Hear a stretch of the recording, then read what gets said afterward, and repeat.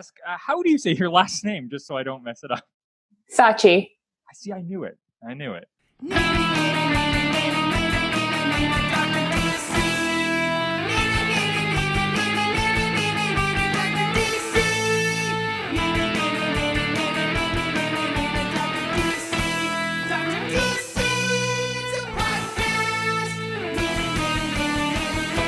Welcome, residents, to the Dr. DC podcast. My name is producer Richard, and next to me is the doctor himself. Hello. Each week, we talk about the weird and wonderful world of DC while fielding questions from listeners just like you. Today, we are joined by writer and story editor of Doom Patrol. Oh my God. Shoshana Sachi. I fuck up the first one, really? After asking about the second one, Thank you so much, Shoshana. Fucking wow. I'm not allowed to speak for the rest of this. That's okay. I'm really tired. Most people have trouble with my name. It's fine. I didn't going into this at my nerves. I told you were going to mess it up. Oh my God. You're going to hurt me for this, aren't you? Yeah, thanks for making time. We're both, I mean, I mentioned it to you when we started messaging, but we're both huge fans of the Doom Patrol show. Yeah. Just really, really loved, especially this season, but both seasons. And so it's just very, very cool to have you on.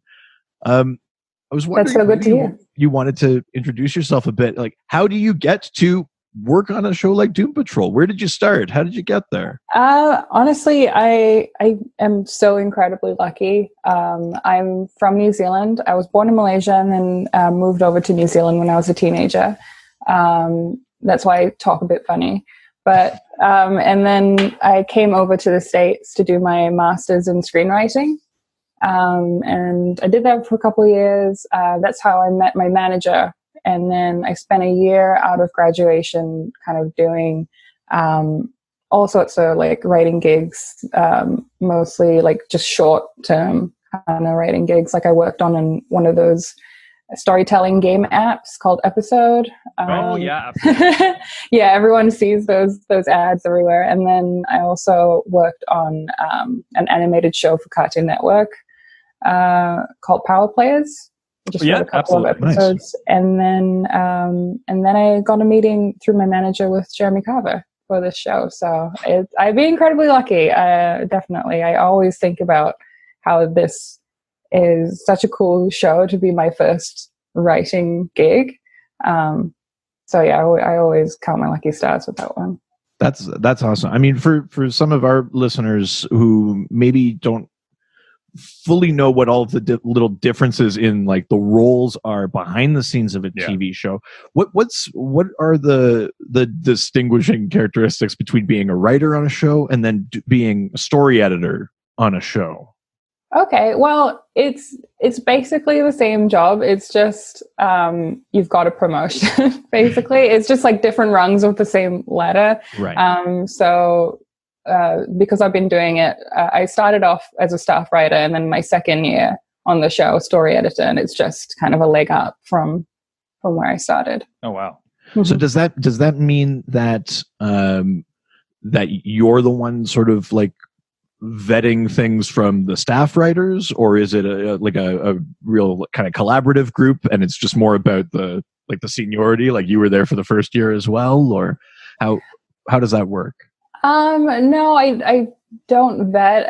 I mean, as a story editor, I still feel like I don't feel like I'm one of the vetters, so to speak. Right. I'm still pretty kind of low in the in the food chain. Everything kind of goes through Jeremy Carver, but even in our room, there's still this sense of everyone's points and ideas are valid. Everything goes up on the board, and it's very collaborative. But if I were to say work with like Tamara, who's an executive producer, co-EP on the show, then I would kind of defer to her with like making specific decisions, or if she has a note on something, would go with her decision kind of thing. But even so, like I would give her some ideas, some notes, Jeremy's always open to hearing from everyone, which is really great. So. Wow. I mean, obviously you all as writers do a ton of research because the show is so true to the stuff from the comics. But were you a fan of the Doom Patrol or of comics in general or anything like that before getting the gig? No, actually, I love comics, and I grew up reading comics, but more so like more fringy kind of things. Like my favorite used to be like Johnny the Homicidal Maniac and stuff like that, like really fringy emo kid stuff. And it was more like when I heard about Doom Patrol, and then Jeremy Carver wanted to meet with me. It was when I first read the comics, and it just so aligned with my taste in comics. Like it wasn't just kind of your usual superhero kind of comic book. That's what really drew me in. Grant Morrison's writing is just amazing. He's so poetic and philosophical, and it's all the stuff that always interested me. So yeah, it does kind of feel like it's a good fit if you were already into that sort of like the fringe sort of thing, because the team is really on the fringe of like DC. Oh, absolutely. Mm-hmm. Yeah, it feels also like a bit of a love letter to that sort of Morrison-y mindset. Oh, totally. Yeah. Mm-hmm. We got so many questions from people. Okay. Like pare it down. I've pared it down, but I think there's lots of fun stuff to talk about. I just have one more question of my own before we get into Sure. it. Which was, what was the initial idea to throw Cyborg in there? Because he's such a great part of the show, and he fits so well. It's just it's so opposite what's happened to him in the comics, where he's sort of gotten this actual Justice League promotion. He's so mainstream now. What was the thinking to get him on the show? I wish I could answer that, but it was more a decision that was outside of the writer's room. Right. It was Warner Brothers in DC making that decision. Right. I don't really know, but I think as much as people might have complained, like the fans might have been wondering like what's going on, why is Cyborg on the show? I think people have kind of come to really enjoy him being on the show, which is great. And I think that it's really fun to have someone who is such a household name kind of brand on the show, just to kind of juxtapose with everyone else and just to kind of shine a light on how even he can be fucked up and you know, and I think we're viewing his time with the Doom Patrol as kind of the lost years of Cyborg, you know, before you see him as the Justice League guy. Right. Mm-hmm. I love that. That's awesome. That's really, really cool. All right, why don't we jump into some questions? Yeah, sure. Let's do it. Keep this conversation going. All right, well, first we're going to go to Facebook. Go to the face and the book. Go to the Facebook. We got a lot of songs. Just prepare to be great. Just really bad about it. All right, first question comes from one of our favorite question askers here. Comes from We've Only Just Dan, who asks, what would Niles Calder's D&D alignment be? What is the worst thing that he's done? So I love that's a two-part question. Yeah, two-parter. So what's his D&D alignment, and what's the worst thing he's done? Ooh. I think he would be chaotic evil or chaotic neutral. That's where I sort of was balancing when I first thought about this too. Right. Yeah. Definitely chaotic. Yes, absolutely chaotic. I think maybe neutral, because at least on the show, maybe in the comics more evil. On the show, I feel like maybe it's just because it's Timothy Dalton, and I absolutely love the man, but I think he just has this warmth, especially when you see Niles and Dorothy together, and you see why he did all this like really fucked up shit, and hopefully you believe in that love between them and how much he sacrificed for his daughter. So I feel like that's kind of the good in there. Yeah. I think you're right. I think the show has made him way more sympathetic than I actually, sometimes I'm watching and I go like, I kind of get it. I kind of know why he did it. Which is like not the position I'd expected myself to be in. I think the switch to Niall, like to that actor Timothy Dalton, like I think that like it makes that character so much more sympathetic than like when you had seen the sort of crossover within Titans. Like I feel like that version was sort of less sort he of was a little bit Maybe more villainous. expressly evil. yeah, Yeah. yeah, exactly. Yeah. I feel like, Yeah, and I think he was a lot more villainous in the Titans, and I mean, he kind of reminds me of like Joel from The Last of Us in a way.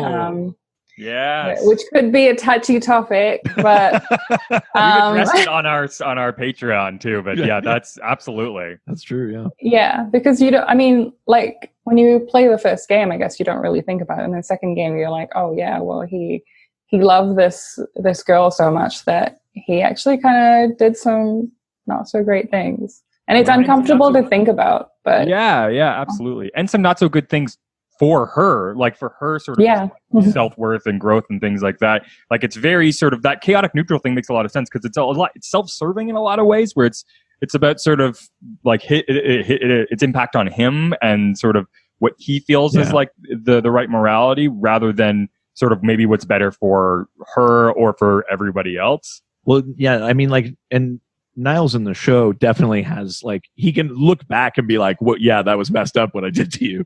But like in the comics, I think there was a whole thing where he was upset that like what he did to, maybe it was to Rita, didn't make her look too different. He was like, his thing in the comics was like, you need to like a tragedy and you also have to be a complete freaking outcast.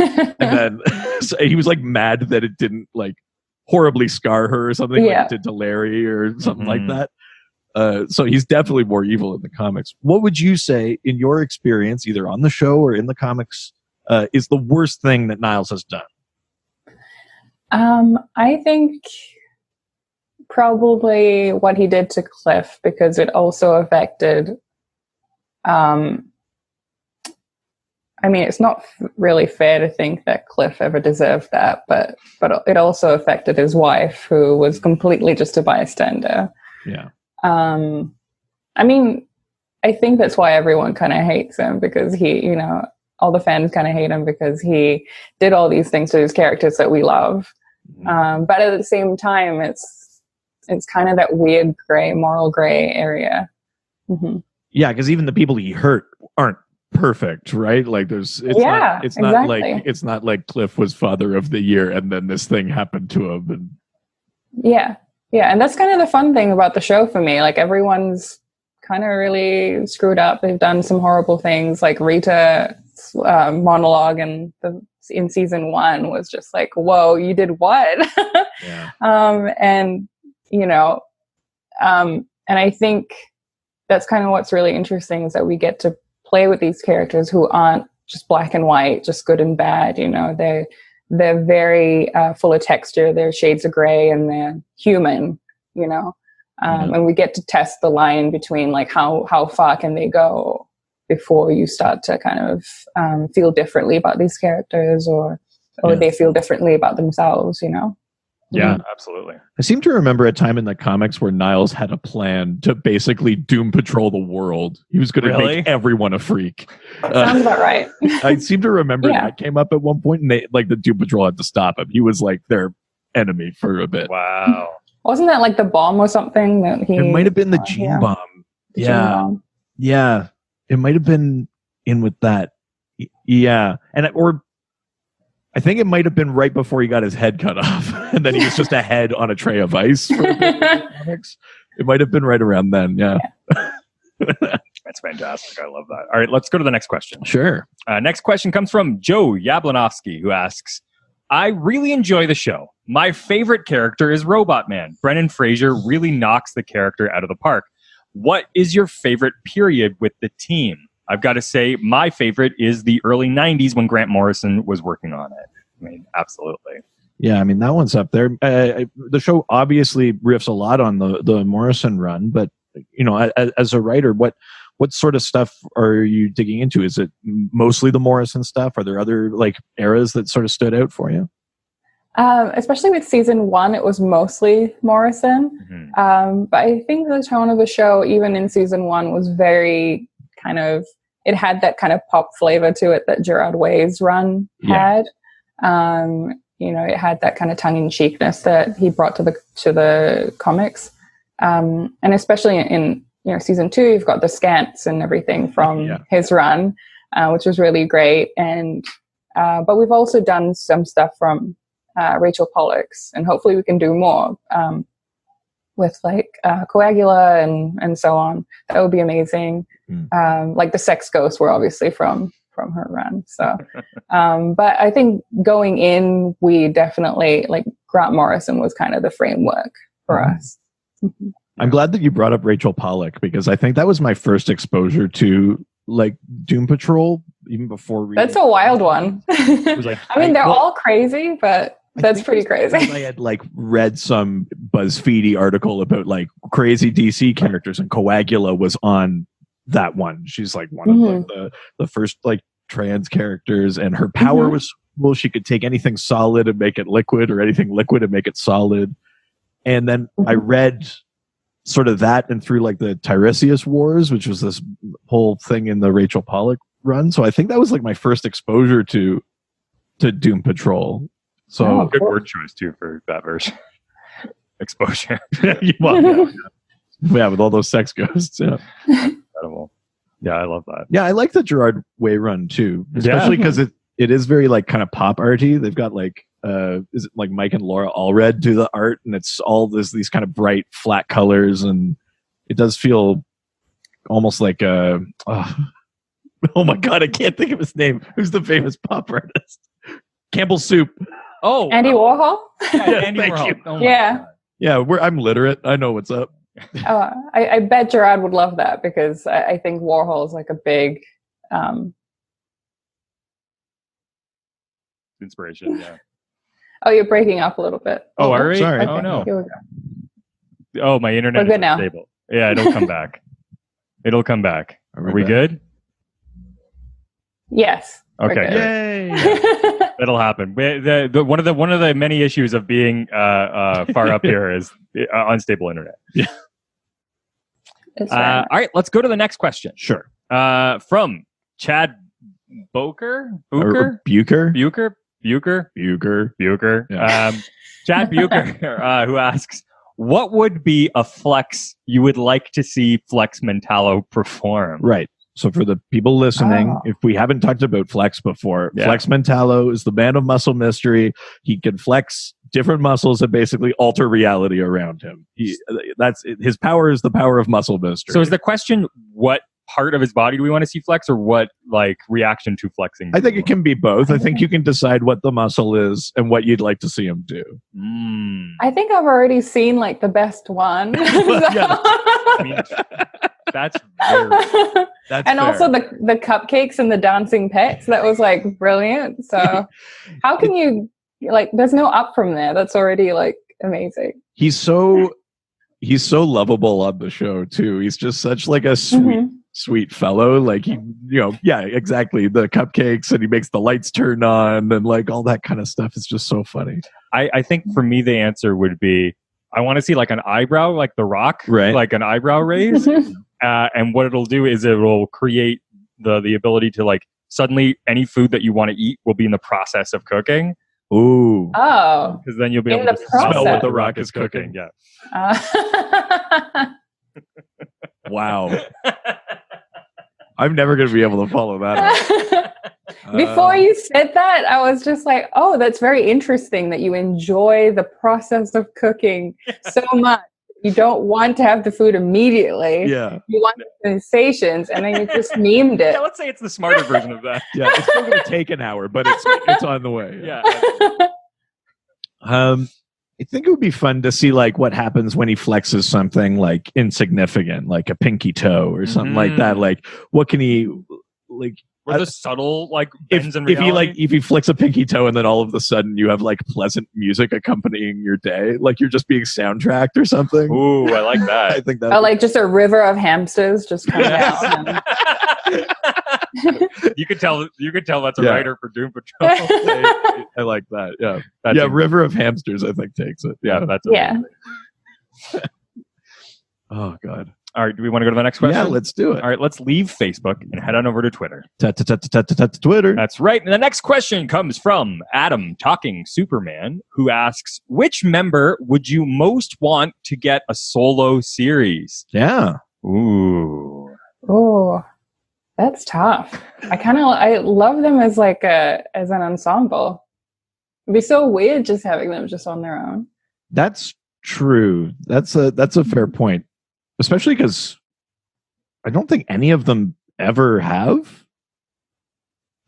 I don't think Robot Man ever did. I don't think any of them have ever had a solo. When I was watching this season, all I kept thinking was, God, I would love a solo series from this one. I would love this as a solo series. I'd love this. So like who? Like Negative Man, absolutely. Negative Man, yeah. I think that one, that storyline is just so heartbreaking that I just want to be into it more and like get more of that sort of like the deep government underground sort of side of it and get more of information about Plus that. You would get the benefit of every time the negative spirit leaves his body, he like lives a lifetime. Yeah. Which I love that. Yeah, I mean, everyone, I'm sure it'll be cool to see like vignettes. It's just like an entire journey of them on their own would be kind of crazy. Although I have like my dream is to write like an Ezekiel comic. Just Ezekiel and the rise of Ezekiel and how he like talks and stuff. I love that. That's a really good one. Oh God, Ezekiel. Every time I like kind of temporarily forget about that. I was trying to like hook my parents on like watching Doom Patrol, and I pushed too far, and I was like, "There's a cockroach." It's like and they're just like, "No, we're good." Yeah, they were like, "Oh, you lost me a cockroach." The space guys, just more NCIS, please. Yes, yeah, absolutely. Oh, you liked like the space adventurers? Yes, I want to know the whole backstory. I want to know how they like got like killed, and like I want all of that back because like that popped in a way that was one of the things that I love about the TV show is sometimes it feels a bit like you're putting together a puzzle like without like you know how like super good puzzle makers do it without looking at the image, they do it from behind. Sometimes it feels like that, and you're putting all the pieces together, and you're going like, I'm not sure how. Whoa, this feels like it's out of nowhere, and then you flip it around at the end, and you're going, oh my God, like Doom Patrol feels like such a thing that like is to be enjoyed, sort of like just letting it all sort of wash over you, and at the end, you sort of look at this full piece, and you go, oh my God, I get it all now. It makes so much sense, and so I feel like, but I want more. That'd be fun, yeah. I mean, I guess Flex is the only one that's had his own series. I stand corrected. Mm-hmm. Flex had his own. Yeah. But I think I'd want to see Crazy Jane. I mean, absolutely. I think that would be a lot of fun. You spend more time in the underground and that. I think that would be a cool one. Yeah. I had such a blast doing that episode 5 last year. Was just so much fun getting to do all her like punk background and everything in the hospital. Yeah, that was a lot of fun. I love that. It's kind of like almost like the United States of Terra, that show. Yeah, if you were to give her own series, you'd be playing off. I mean, certainly like Daya Guerrero having to play all those parts like puts her in the same sort of category as like the Tatiana Maslany or like stuff like that, like having to play all these different versions of a person, all these different distinct people in the same body. Yeah, absolutely. I love that. All right, why don't we go to the next question? Sure. What's that sound? Must be mourning at the scream of a donkey. That's right. The next question comes from Braydon. It's the first time anybody's ever laughed at that. I know. You're going to be riding that high for days. Yeah, that's Braydon asks, hypothetical scenario. We all know Batman has contingency plans for the Justice League if they were ever to go rogue. For the Doom Patrol members, how would you incapacitate or contain them? The team roster is your choice. Right. So if you had to come up with your, like, what if the Doom Patrol goes rogue? How do we take them down? First of all, is this like Darren Jones that's asking this question? Yes, why? Exactly. It definitely feels like it wouldn't be as difficult as taking down the Justice League. I mean, we saw them like walk into the ant farm. It was just like this. I feel like they're already going rogue. So if you stop them from doing that, that'd be no show. I mean, poor Cliff. He's like rusting out. He had a rat in his brain. Just break him into pieces and cover him in wax. Like There's okay. What are some of your contingency plans for some of the other members? Let's assume Robot Man just falls apart by himself. Emotionally break the rest of them. I don't know. Yeah, exactly. Just play some sad music for for Larry or Cyborg. Yeah. I love that moment when Cyborg's just in bed, just thinking of his ex-girlfriend. Oh, yes. Like my favorite thing. I'm all about that. Yeah. I think, though, I mean, that's kind of what the end of the season sort of does. It's like you emotionally break them up. Like, that's, you just confront them with their worst sort of feelings about themselves, and it's like, oh, easy, done. Absolutely. Which was also true in the first season. That was like, that was like Mr. Nobody's big like maneuver with them too, right? I guess you could do something if you were going to be Batman, something electric fieldy might mess up Negative Man. Yeah. And the Negative Spirit, Yeah. Negative Spirit too. You could do that. There's that like Ghostbuster gun that they have at the ant farm. Just like yes, that's right. Yeah. I don't know. I don't know how you stop Flex. I don't know how you stop someone from flexing. I mean, I guess you got to sedate him. You got to like trank him. Yeah, I mean, they kind of did for a little bit with the ant farm. That's true. I guess that's what you do for him. I'm trying to think of some of the other sort of weirder members of the Doom Patrol. I guess you could put like Elasti-Woman like in a very small container. Just like keep her in a somehow container. keep her in a position where she's constantly both like forming and unforming. Yeah. I think all this comes back to the point that you two were making, though, which is you just keep them emotionally unstable. Yeah, exactly. They'll handle the rest. Exactly. Yeah. Exactly. That's really true. Yeah. Just like make them sit down with their parents. Yeah, that's right. And have a conversation. Just bring in their parents like little kids. It's a solution for everything. Therapy. Yeah. I love that. That's awesome. Oh, internet unstable. Oh, are we back? Are we okay on your end? Okay. Yeah. Okay. All right. Next question comes from Jordan Edwards, who asks, are there any stories or characters you consider unadaptable? I mean, this sounds like a direct challenge, but but like when you're taking something from a comic, especially the things. And I know Jordan. Yeah. No. Is there anything that you think like maybe doesn't make the transition from comic to live action particularly easily?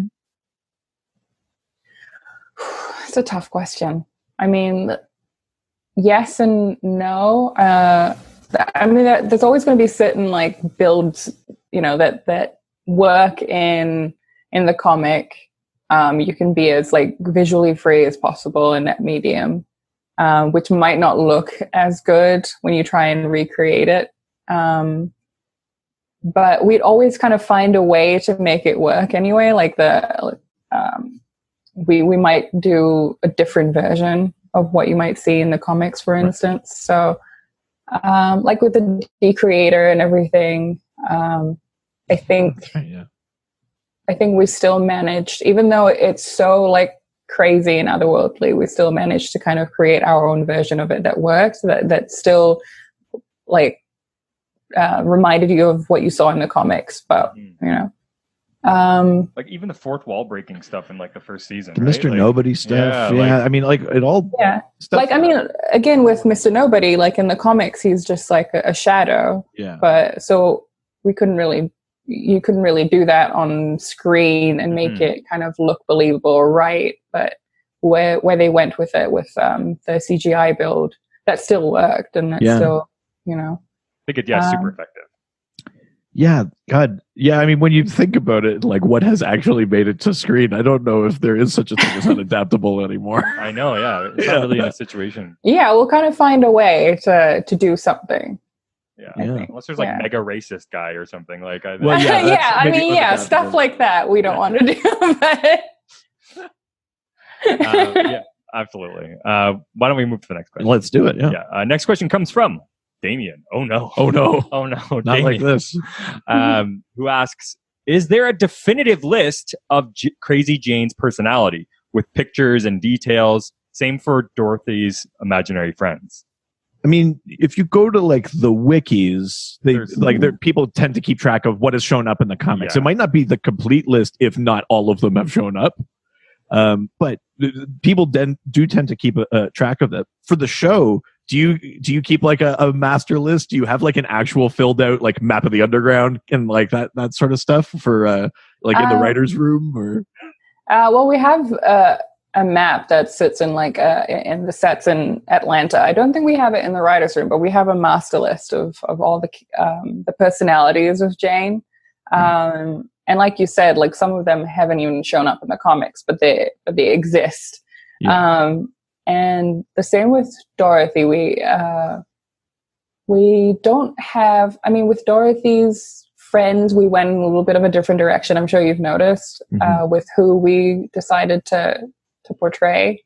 So that was a little bit easier. We just have like the core, which is Herschel the Spider, Darling Come Home, and of course Candlemaker. Yeah.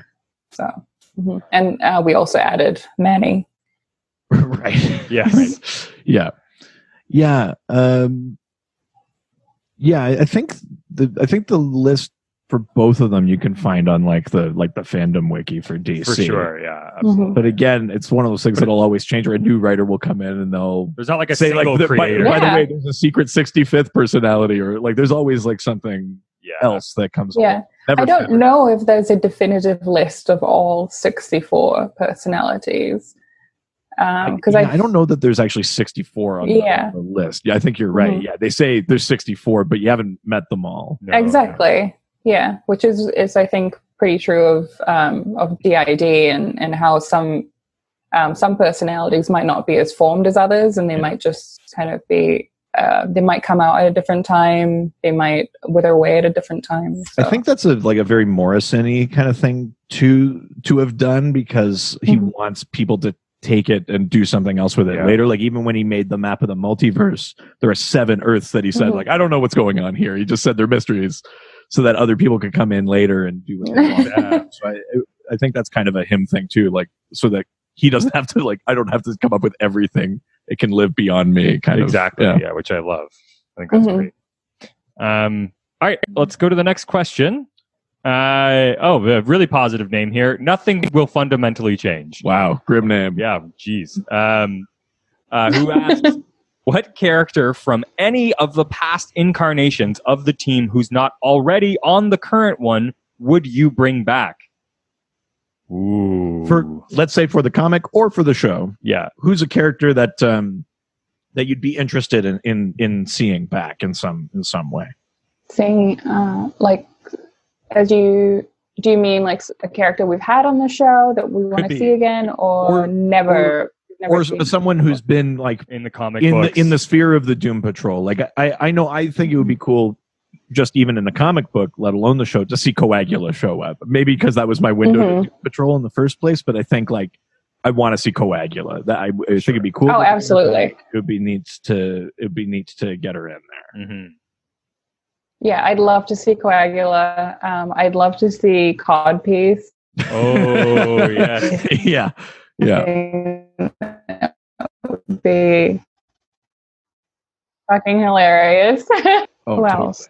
In terms of like people we've already seen, I really want to bring back the Butts at some point. Right. Love the Butts. Yeah, it would be great to like visit the ant farm again. That was such a fun world to play in. Yeah. The idea of these very like the Department of Normalcy is like such a hilarious idea in general, because it's all these people who are trying to be straight laced about weird stuff, but the only way you can deal with the weird stuff is by becoming kind of being weird too. Like they had to make a thing to like contain these butts. They had to like make a thing to stop the negative spirit. Like they're so not normal anymore. And they were all such fun characters, like even though they were just like little parts, and we had some great actors come in as well. Like the guy who was holding Jane hostage in the room and stuff. So I mean, I'd love to see more from them. Sure.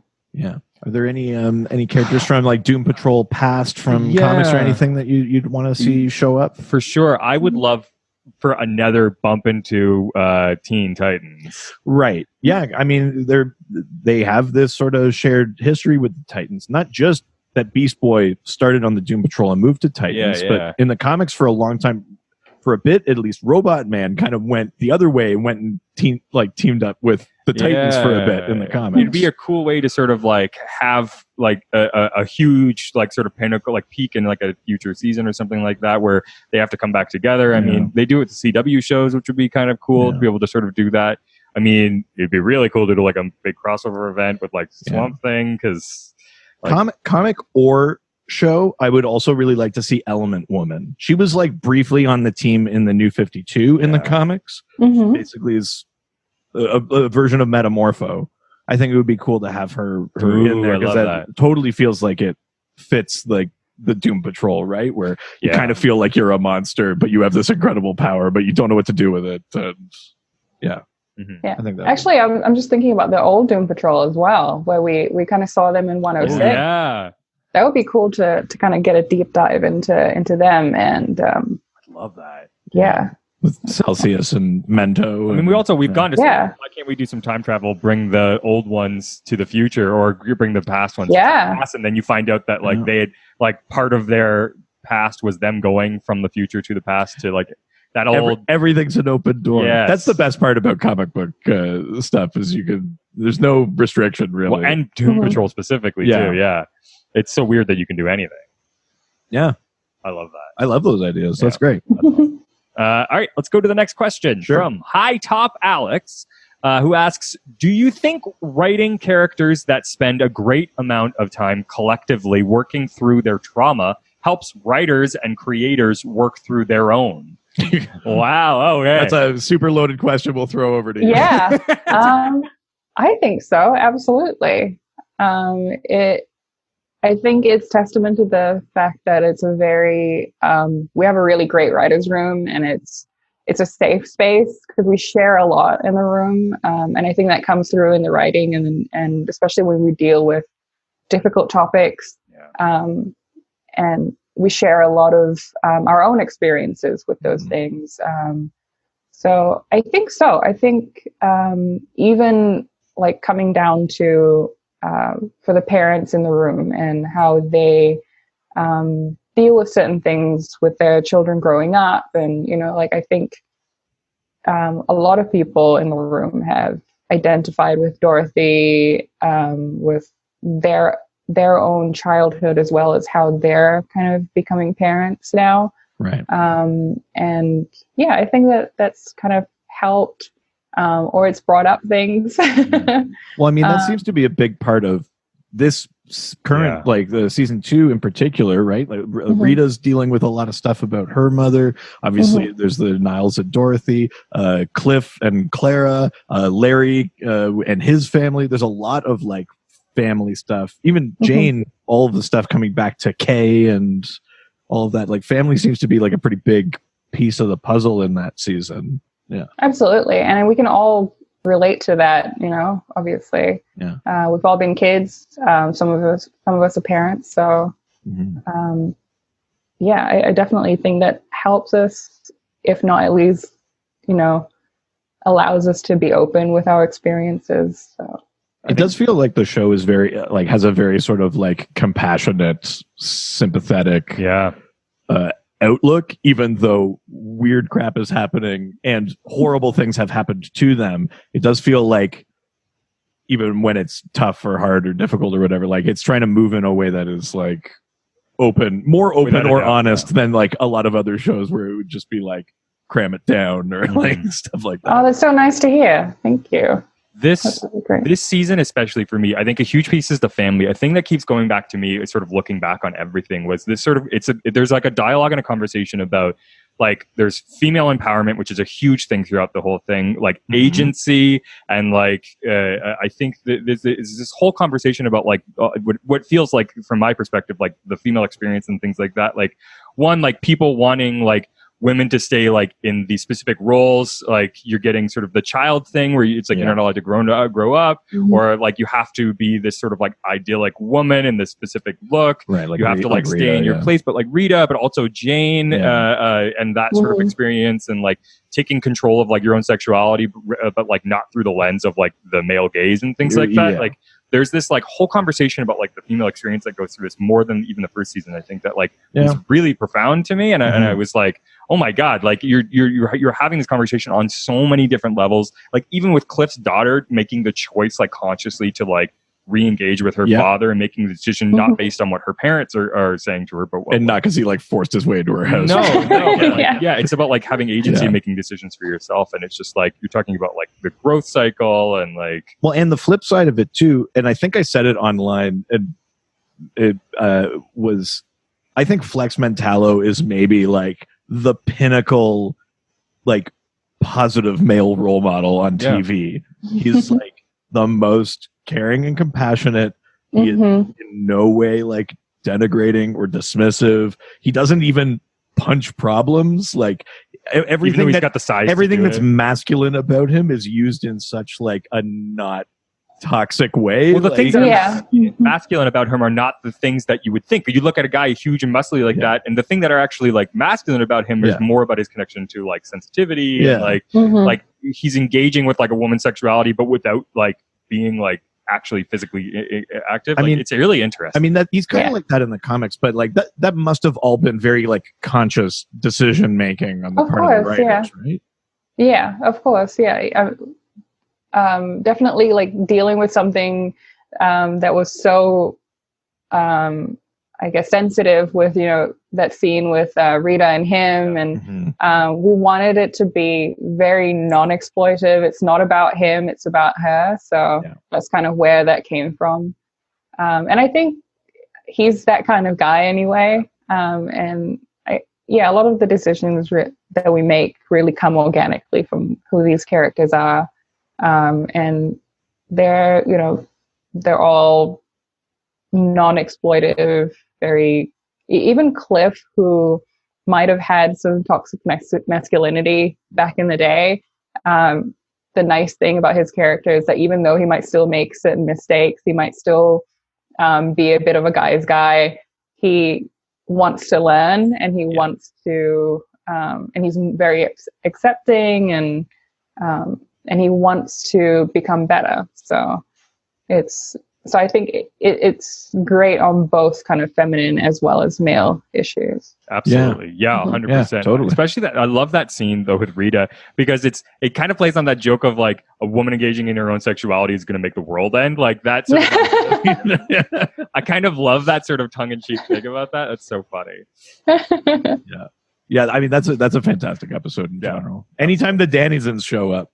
That's true. Oh yeah. I always know it's going to be a great episode. 100%. That's who I could do a whole show of. Is that who you Danny the Street and the Danny the Yeah. Street? Oh, 100%. Yeah, actually. Yeah, just a Danny show. That would be brilliant. Danny the show? Yeah. Oh my God. Danny the show. There it is. Danny the show. Yeah. Oh my God. The variety show. That's right.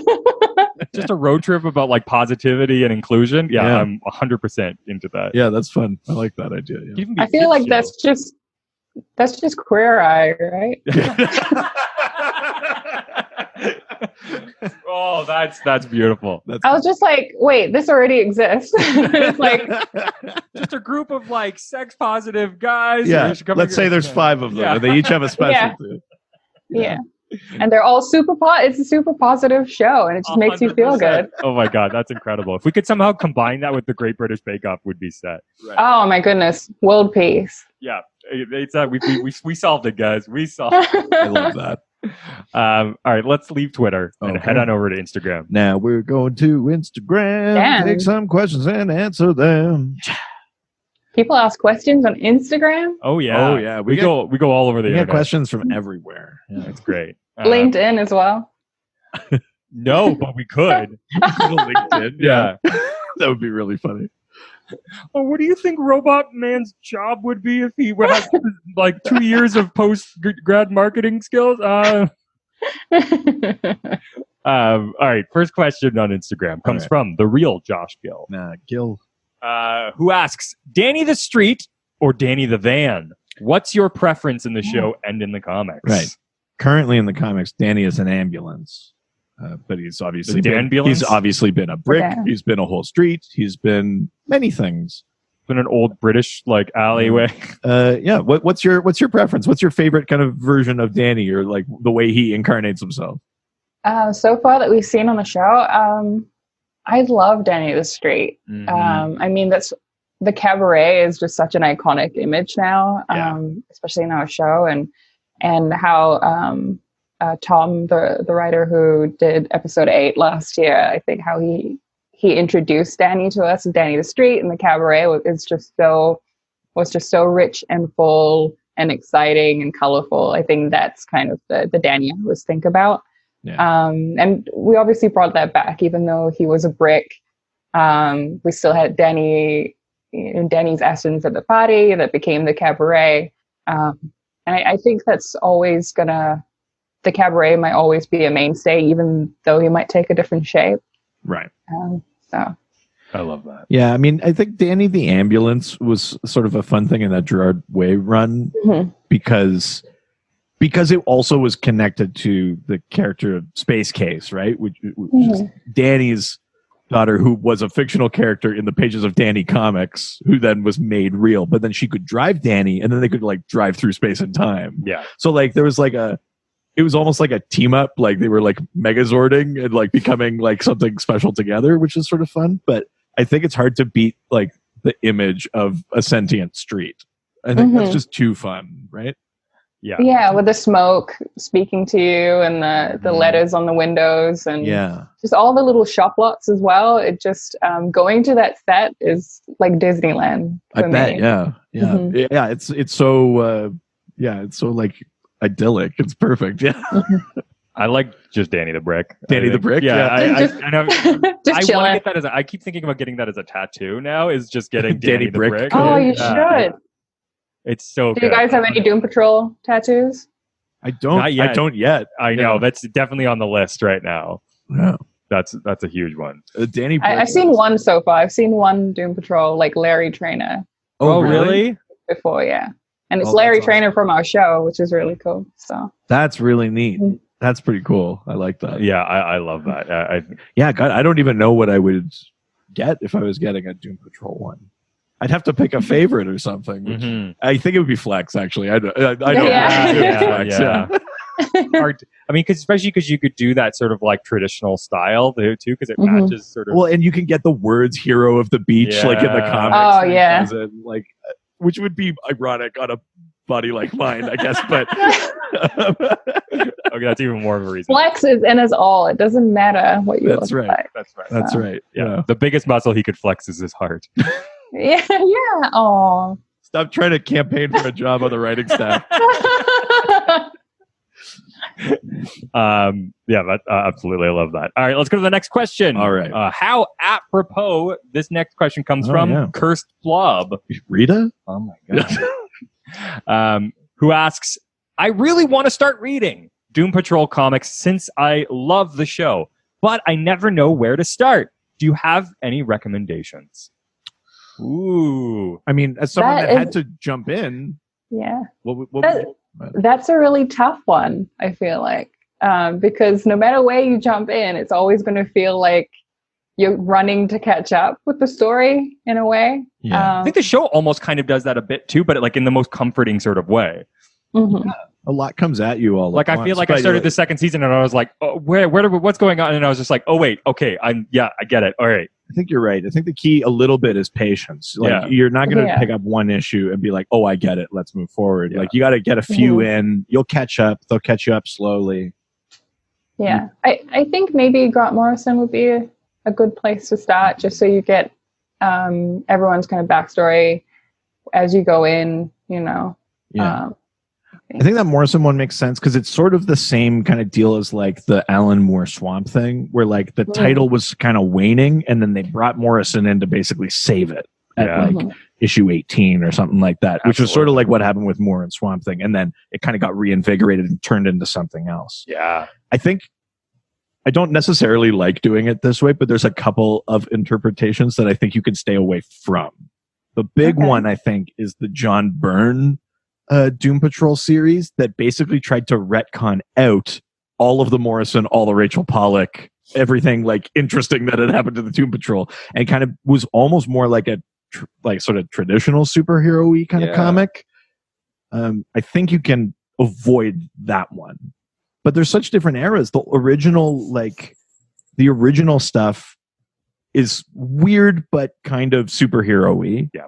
The Morrison stuff's obviously this kind of like, we're getting into this sort of like transcendental kind of stuff. The Rachel Pollack stuff is like a lot of like identity politics and things like that.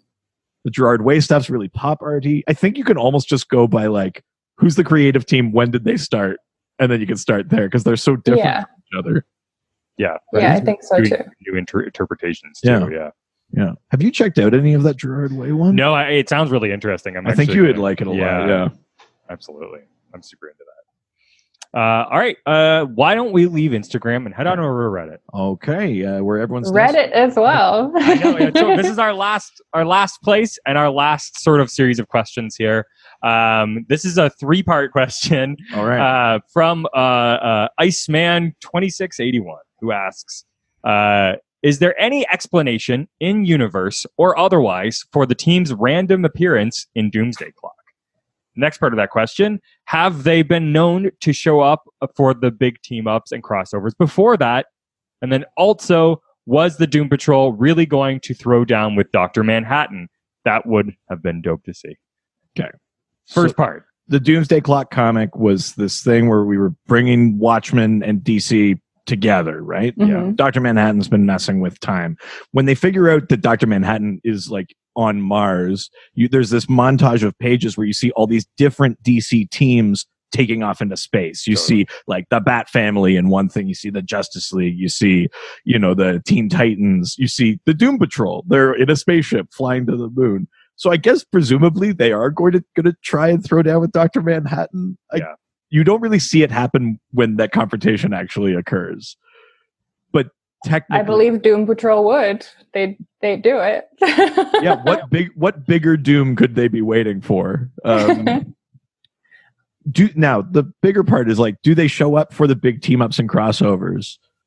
The couple of ones that I can think of, I think in that Painting That Ate Paris arc, doesn't the Justice League show up? And they have no idea what to do. Yeah, the Justice League is like, because it's such a weird thing. This painting is eating Paris, and the Doom Patrol show up and they step into the painting, and then isn't that they like turn to each other and they go like, "I hate those guys." Like I hate these guys. Like they've got all the weird crap. Yeah, that's why the Doom Patrol exists. They do all the weird shit that doesn't make any sense. Of DC, yeah, exactly. Yeah. And there's also the Milk Wars as well. Yeah. So that's the crossover from like the Young Animal era Doom Patrol and the Justice League of America, like that Steve Orlando was writing.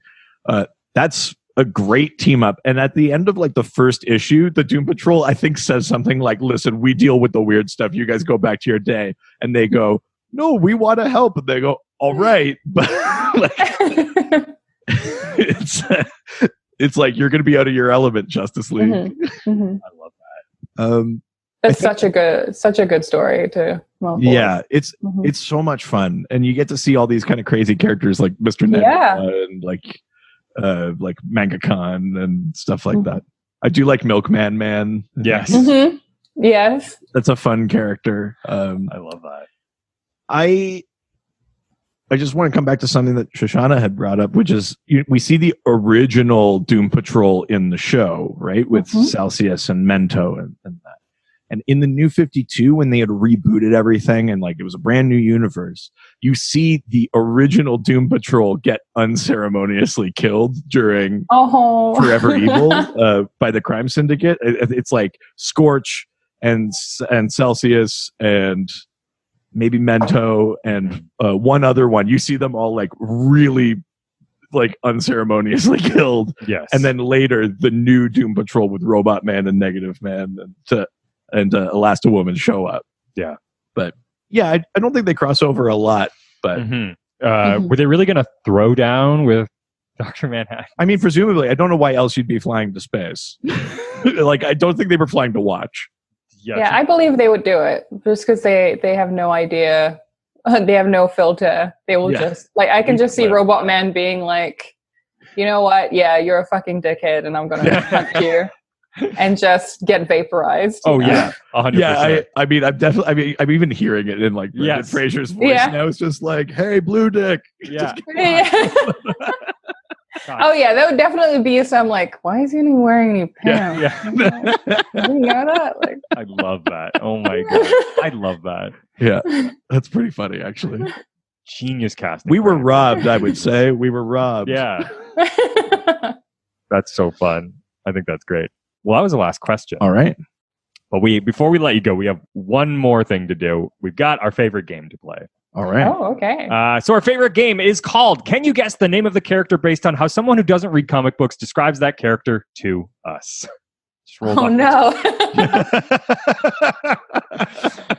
So if you don't know this game, what essentially it is I send a photo of a random DC character to my wife who does not care about comic books, and she sends me back 4 clues completely out of context, and we try to figure out who she's talking about. And I haven't seen this one. No. So you and I could play together. Oh, nice. Okay. You can guess as many times as you want. You can guess on the first clue, or you can wait. It's totally up to you. But it's trying to decipher these clues. This is fantastic. So I will say that this is a comic book version of this character. Right. Okay. Yeah, we're not dealing with something from TV. The TV show. Right. Yes, Okay. that's right. So, first clue. Major drill sergeant vibes going on. Okay. That's the first clue. Mm-hmm. You can guess as many times as you want. Okay. I kind of want more clues because Okay, there's yeah, so many yeah, things. let's get- totally fine. another Totally clue, fine. Second clue. Cranky faced and clean shaven. Cranky faced and clean shaven. This is like any comic, right? Yes, Yeah. yes. I mean, I feel like that's so many. So drill sergeant vibes, cranky faced, clean shaven. Mm-hmm. Is it like Sergeant Rock? No, Okay. no. You want a third clue? Yeah. Can't find happiness despite his impressive Merkin collection. Merkin. Oh, he knows who it is.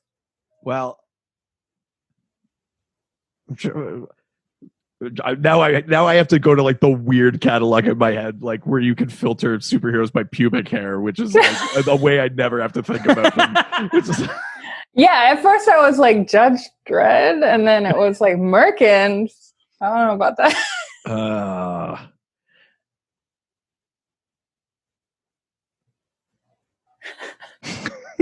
Flex doesn't have like like anything going on like No. that. It's not Flex. It's Also, he's never angry looking. yeah, that's true too. That's a good true. point. I can just imagine your Rolodex of like pubic hair in comic books. I mean, I wish I had paid more attention. The fourth clue will give it away, I think. Oh, okay. Okay, So- let's have it then. And so don't. I want to give I'll- Shoshana an option to guess. Oh, there's no way I'll get it, but let's go. The last clue, very simple, 2 words. Evil barber. Yeah, I have no idea. Evil barber. Evil barber. Can't find happiness despite his impressive Merkin collection. That's throwing me off. That. Cranky face and clean shaven. There's a lot of hair stuff going on here. Is it the beard hunter? It is the beard. Oh, it is. Oh, Merkin, because he's wearing a beard on his belt. Yeah. Wow. In the comics, usually it's a collection of beards too. Yeah, that's right. Yeah. And it's usually right around the boy. crotch area. I legitimately would not have guessed that before that Yeah. before that last clue. The drill sergeant. I did not think. Yes, of that. especially when you look at the photo. I'll show you the photo that I sent her. Oh, okay. For some reason I remembered him bald, but yes. Yeah, from that one, definitely. Yeah. Mhm. So funny.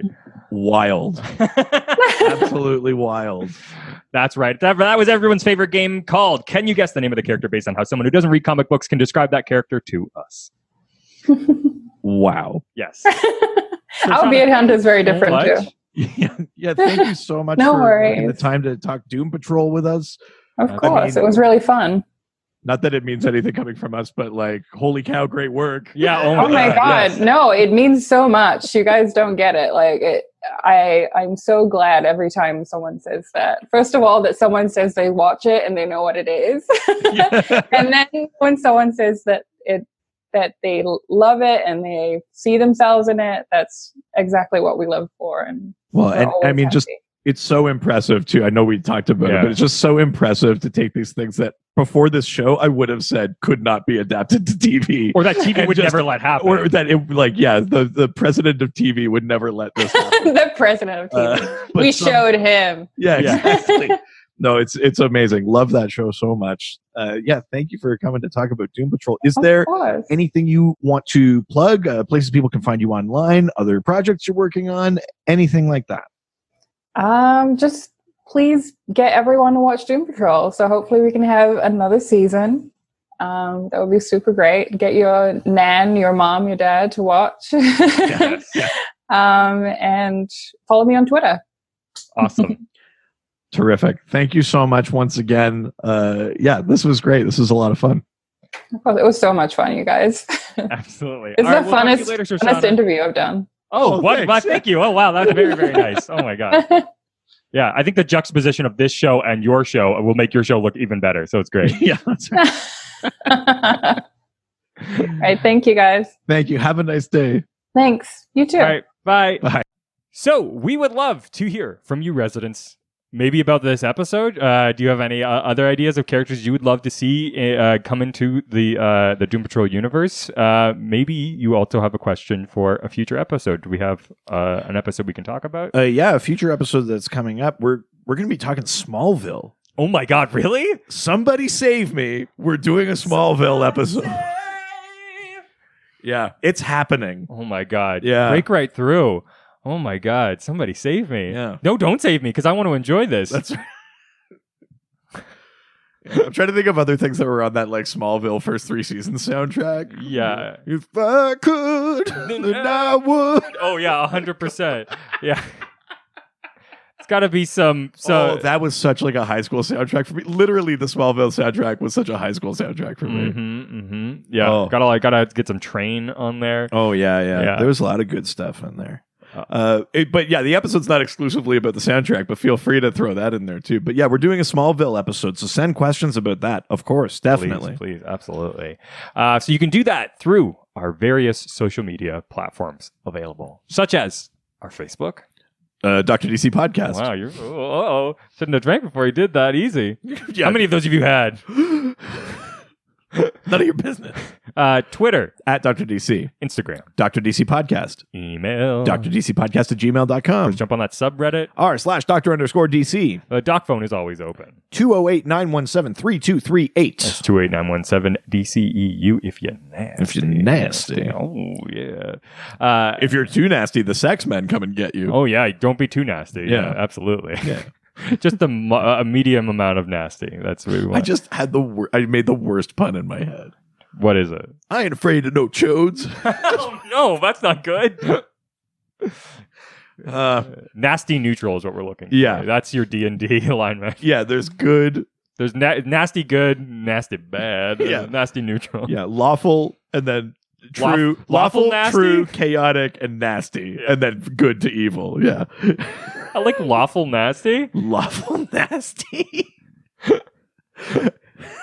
What are you going to do with those handcuffs? That's the Christian Grey thing. You spell it out in the contract first, and then you can go for it. That's absolutely. Of course, go to our website. drdcpodcast.com or .ca. And of course, you can always give us a 5-star review. Oh my God. Always do it. Please. Yeah. Do it multiple times. Yeah. Take your... review all over our face. Take your friend's phone and open their podcast app and leave a review for us. Absolutely. Jump inside of a painting. Inside that universe, give us reviews. Yeah, that's right. You could definitely do that. Release the negative spirits inside you. That's 2 people now. So the spirit can write a review. Yeah. And then while that's happening, you get to live an entire lifetime. Wow. You get to pick up some new skills and stuff. Mm-hmm. And then boom, when the negative spirit's back, write your own review. God, I did 2 reviews for 1. Did they show the whole lifetime thing in the first season? Because I didn't do it on the second. It's slightly you see it as like flashbacks or like reliving moments, not necessarily like living a whole life like it is in the comics, but I think they like imply an aspect of that like something is happening to Larry while it's happening. Absolutely. And of course, you can always get more content from us. Yeah, we got so much content. Oh yeah, we're bursting at the seams with all this content. Good Lord. A little bit spilling out. Oh no. Go to our Patreon. It's patreon.com/DrDC. For only $5 a month, you get a full bonus episode every week, the double dose. Right now, we're in the middle of our alt foods month where we're just eating a bunch of alt food alternatives and reviewing them. But there's all sorts of geeky stuff up there that's fun to check out. And for just an extra $2 a month, you get a video episode every week about something that I'm currently reading. You get to help us decide episode themes. There's a merch discount, all sorts of fun stuff. And that money helps support us doing cool stuff for you. Do you think when we do like a preview of our Patreon content on our main feed, that's like pre-content? Just a little bit of content coming out before you get the real content. Yeah, it's just like a tiny bit of content glistening before the full load of content. Always like as soon as the guest leaves. I think this is our tradition, right? Yeah. We just like, oh God, we were such good boys this whole time. God. Yeah. All right, that's it for this week. Adios. Ciao. They always fight for what is right. Live with danger and adventure. They are men of might. This was a Brain Freeze podcast.